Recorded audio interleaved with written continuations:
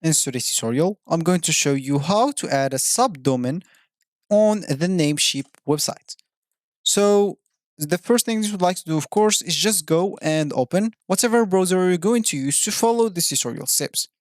Here in my case, I'm actually using Brave, but of course, in your case, you can use any other browser. It could be possibly working for you or whatever browser you use in your PC.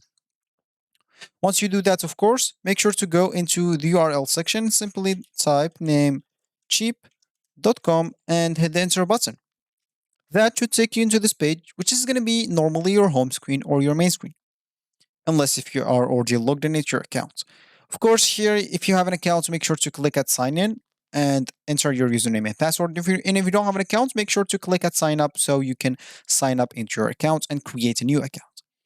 Of course, once you're logged in into your account, you'll find yourself with something like this. And as we said, we would like to add a subdomain. So once you're logged in into your account, and of course, once you have your domain here, you'd like to go into your domain lists here on the left panel. Once you're here, make sure to click on manage right here on your domain, whatever domain you would like to add the subdomain on it. So we'll just click manage here. Of course, once we are here, we would like to go into this advanced DNS option. Click on it and let's just wait until everything is loaded. Should not take a lot of time. And of course, once you are at this advanced DNS, you will have to scroll down a bit until you find this host records. If you want to add a subdomain, as we said, simply you will have to go here and click at add a new record. And of course, here you would like to choose whatever you want from those records.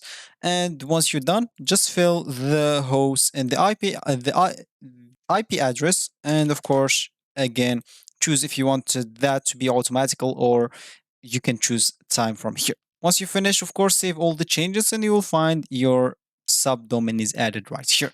So this will be actually for this tutorial. I hope you like it. Thank you guys for watching and goodbye.